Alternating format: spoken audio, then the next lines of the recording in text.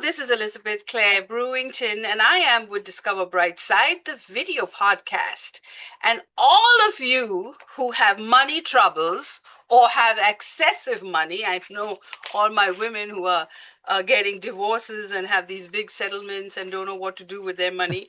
Uh, you need to come on our show for Empower Women, of course. But I'm here with somebody who's going to help you understand money. And if you have felt like you have been stolen of money or you made bad decisions, or he talks about the hidden heist, and tells you about stop robbing yourself.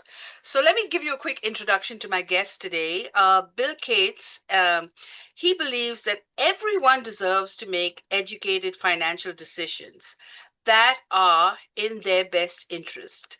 Bill has turned this belief into his mission to bring financial education to as many people as he can reach. That means you. So get his book, The Hidden Heist, and it'll also be in the Brightside store as well. And we want you to get the book and write a review. So as you know, Yes. authors need reviews. So over to you, Bill. Tell us about your story. Tell us about The Hidden Heist. Sure. By the way, in case to make sure everybody heard properly, it's not Bill Gates.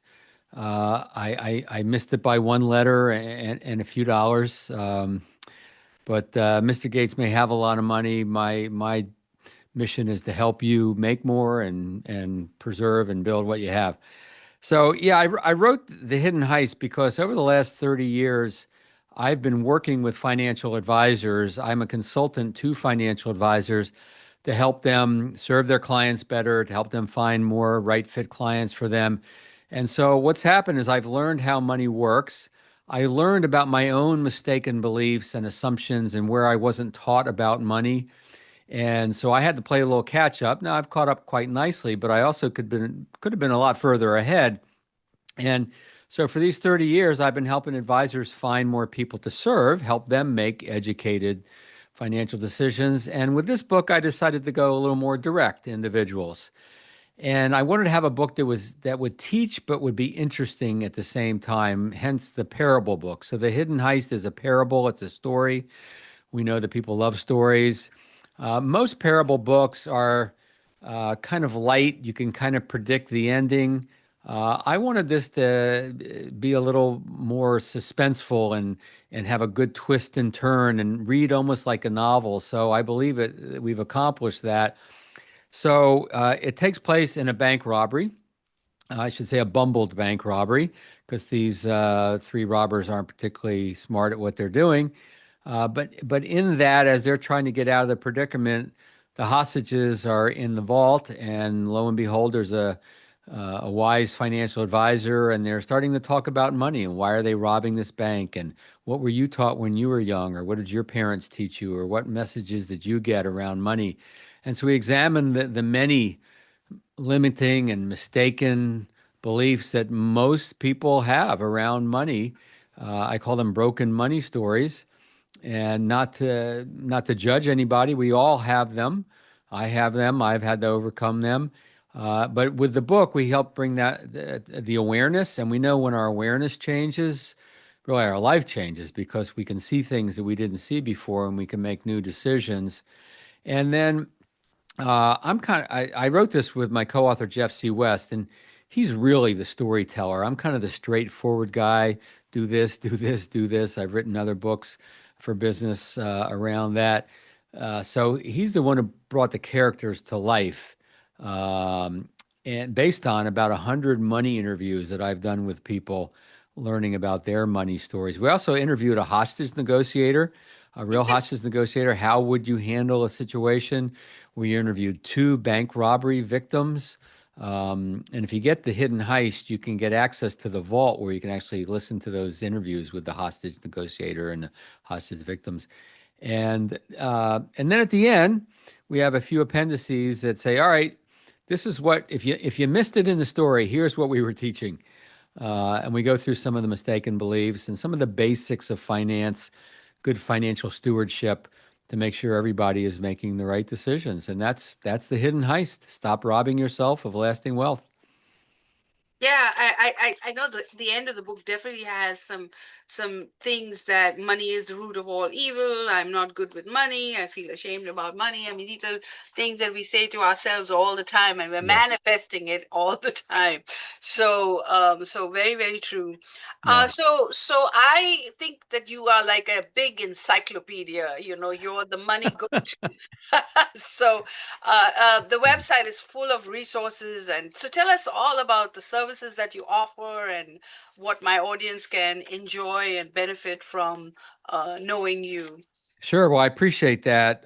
So obviously we've covered the hidden heist, and so if you want to get your mindset right around money and or have people in your life that maybe need that, this is a book. A lot of folks are using this book to create a conversation with a spouse, with children.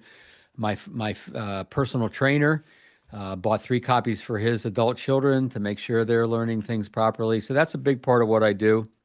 And for 30 years, I've helped folks grow their business in 2 main areas. One is referrals, how to get more referrals, how to get more word of mouth, how to be more referable. And so you get them without asking, how to ask.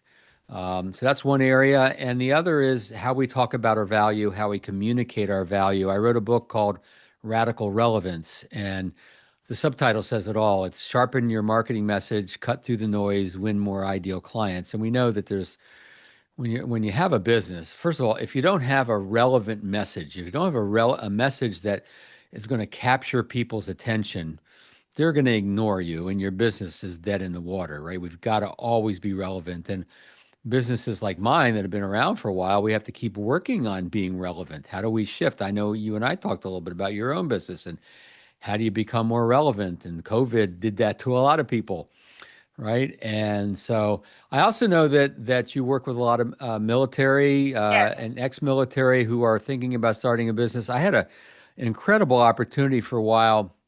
Uh, this retired lieutenant colonel who served in Iraq started to help other retired veterans start their business, and I was kind of the marketing consultant. I was the person who came in to help them with marketing, and so I worked with colonels and admirals and naval captains and lieutenant. I just worked with a ton of folks. And here's what I learned. First of all, these folks are really smart, really sharp people. A lot of them had degrees, advanced degrees, but they didn't know about the marketing side of things, right? That just wasn't something that you pick up from the military. Yeah. You learn about discipline, you learn about leadership, you learn a lot of great stuff, but not so much necessarily the marketing side of things. So that was a great experience helping them with their businesses. So that's a little bit. My Yeah. website is referralcoach.com. So if you want to learn about that side of my business, it's referralcoach.com. Nice, nice, nice, nice. So there you have it. Go find out more. And veterans are terrible with money. And one of the things that we find is that the suicide rate is so high, Oh, and they get so disappointed because when you think about $1 billion business, they spend so many years R&D before they even bring a product into the market. So there's a lot of trial and error in business, even with even big, large of corporations. course. So Yes. when you're a small business owner and you fail, you feel like, oh my God, it happens. And you got to take that learning and get better and make a better product. So Yep. I always tell people if something is not selling, ditch it. Go get something else to sell because there's enough things to sell.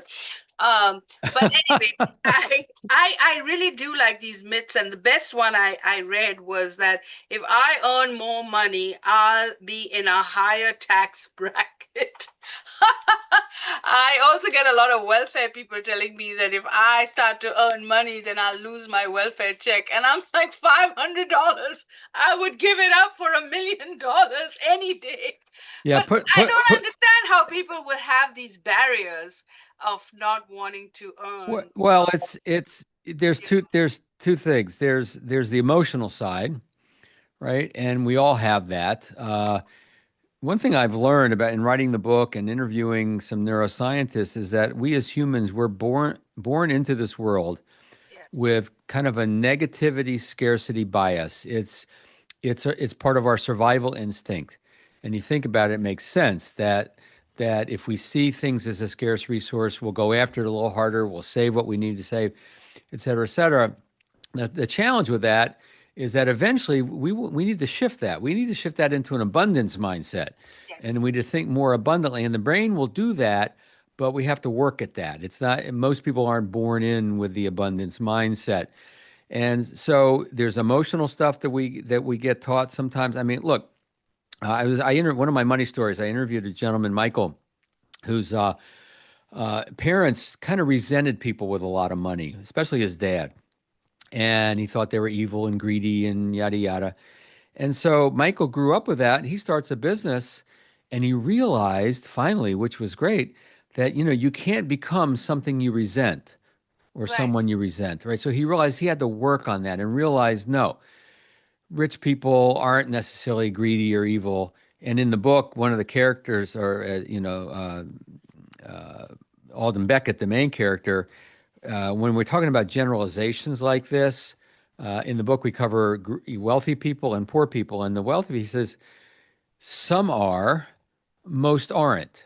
So yeah, there's some wealthy people that are greedy and grifters and cheat and dishonest, and yeah, and usually those are the ones you see on the news because they did something bad and they got caught, right?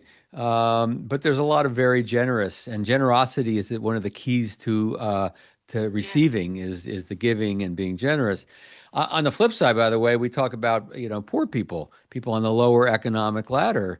The generalization, the stereotype is that they're lazy, that they're apathetic, that they don't work hard. Well, again, it's true for some, but not for most, because Right. most people work very hard and sometimes they'll carry two, three jobs to make ends meet. So, the first thing is let's become aware of what is our thinking around money. Do we see it as a scarce resource? Do we see it as an abundant resource? How do we get in the flow of that abundant resource? And then, kind of when you get to the tax bracket thing around earning money, then learning how money works. Put me in a higher tax bracket because I'm making more money. Now, Right. I'm also going to look for ways to save a little bit on taxes, legal ways to save. We can have a whole argument around the structure of our income tax bracket, and all that stuff. I'm not going to go there today, but yeah, you make more, you'll probably pay a little more, but you're still going to be making more. So, Yeah, yeah, that's true. That's true. So, fantastic. I love the book. I think everybody should get it. We'll thank make you. sure that our audience sees it. And thank you so much for this interview. I'm going to bring Elton on in a minute. And you're watching Discover Brightside. Make sure you write us a comment. And if you do happen to get the book, snap a photo and tell us all about it. And don't Yes, forget to post a review. So thank you for watching Discover Brightside. And Bill, you've been discovered. Yes, Bill Cates. That's fine. Thank you.